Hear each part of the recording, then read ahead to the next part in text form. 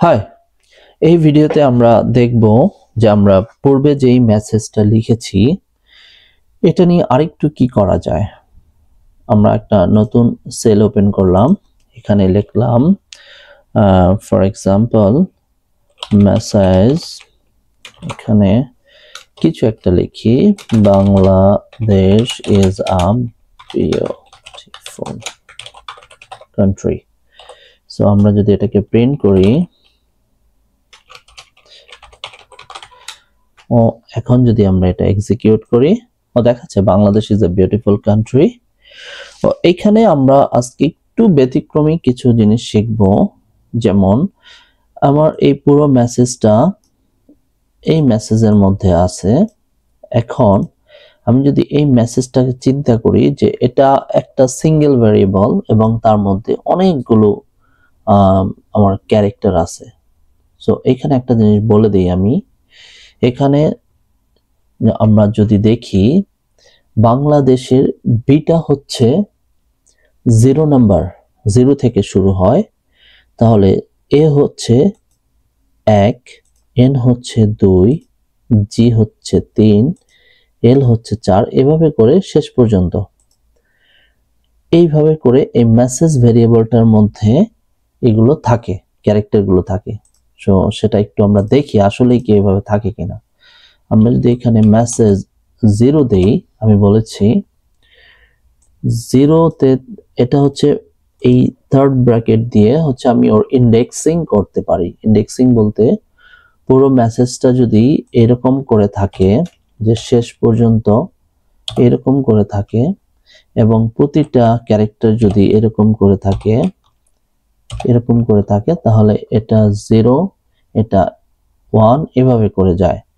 তো আমরা একটু দেখি যে আদৌ কি এভাবে কাজ করতেছে কিনা।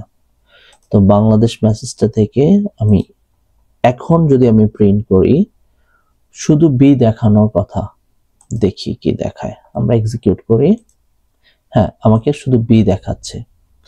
আচ্ছা আমরা দেখি তাহলে এইচ এটা কত নাম্বার, 0 1 2 3 4 5 6 7 8 9, 9 দিলে আমাকে এইচ দেখানোর কথা।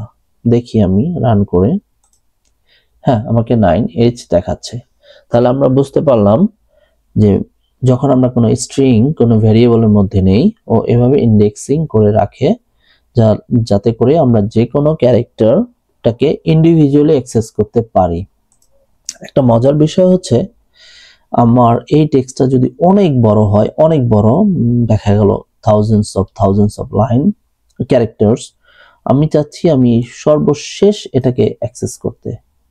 সেই ক্ষেত্রে আমরা যেটা করব, সর্বশেষটা যদি অ্যাক্সেস করতে চাই, ও কি করে, এটাকে যদি আমরা একটা জাস্ট সার্কেল হিসেবে দেখি, একদম এরকম করে যে বাংলাদেশ এখানে শুরু 0 থেকে, এটা যেহেতু শেষ, এখন যদি বাংলাদেশ থেকে আমি পেছন দিকে যাই, পেছন দিকে গেলে ও আসলে চলে আসবে এখানে। কারণ এটাকে আমি একটা জাস্ট একটা নেকলেসের মতো করে যদি চিন্তা করি, যে একটা চেইন, পুরোটা গোল একটা চেইন, তো আমি পিছনে ব্যাক করলে আসলে এখানে চলে আসবে।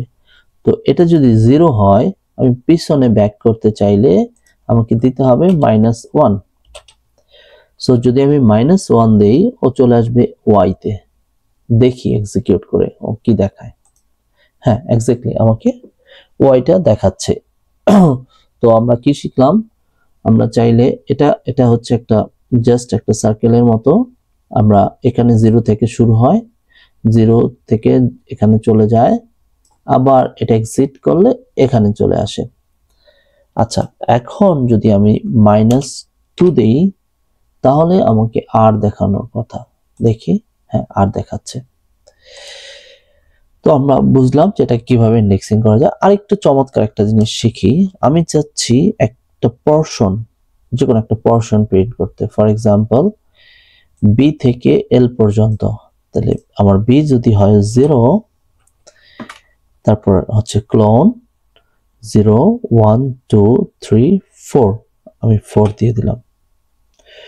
ও মূলত কি করবে, 0 থেকে 4 এর আগ পর্যন্ত দেখাবে। 0 1 2 3 4 ও দেখাবে জি পর্যন্ত, এটা দেখাবে। দেখি আসলে কি দেখায়। হ্যাঁ, ব্যাংক পর্যন্ত দেখাইছে। তো আমরা জানি, এখন আমরা একটা রেঞ্জ বলে দিতে পারি যে কোথা থেকে কোথা দেখাবে। আমি যদি এটা দেখতে চাই, শুধু অনলি ইজটা দেখতে চাই, তাহলে 0 1 2 3 4 5 6 7 8 9 10, ব্ল্যাঙ্ক জায়গাটা একটা কাউন্ট করতে হবে, 10 11, আই হচ্ছে 11, এস হচ্ছে 12, তাহলে আমাকে 11 থেকে 13 নিতে হবে, কারণ 11 থেকে 13 কেন, ও 11 দেখাবে, 12 দেখাবে, 13 দেখাবে না, 13 আগ পর্যন্ত দেখাবে সবসময়। যেটা দেব আমি লাস্টে, এটা ঠিক আগের ভ্যালুটা পর্যন্ত দেখাবে, তার মানে 11 12 পর্যন্ত দেখাবে। দেখি তাহলে ইসটাকে আদৌ ইস ও রান করে কিনা, আমরা একটু দেখি। এখানে এক্সিকিউট করি। আচ্ছা, আমাকে সরি, ওকে, আমি একটা সেল ওপেন করে ফেলেছি। ওকে, আচ্ছা, এখানে আমরা রান করার পর দেখলাম ও ইসটা দেখাচ্ছে। হ্যাঁ, তার মানে আমরা যে কোনো কিছুই দেখতে পারি, আমরা যা খুশি দেখতে পারি। এখানে যদি আমি একটা র্যান্ডম নাম্বার 10 এখানে দিয়ে দিলাম, ফর এক্সাম্পল 20, আমি জানি না আদৌ 20 আছে কিনা, দেখি এক্সিকিউট করে। হ্যাঁ, ইজ এ বিইউ এই পর্যন্ত দেখাইছে, এতটুকু। সো আমরা এই ভিডিওতে শিখলাম যে একটা স্ট্রিং কিভাবে অ্যাক্সেস করা যায়, বিভিন্ন পোরশন কিভাবে অ্যাক্সেস করা যায়, কিভাবে দেখা যায়, আমরা সব শিখলাম। পরবর্তী ভিডিওতে দেখা হবে নতুন কিছু নিয়ে। আজ এ পর্যন্তই এই ভিডিওতে।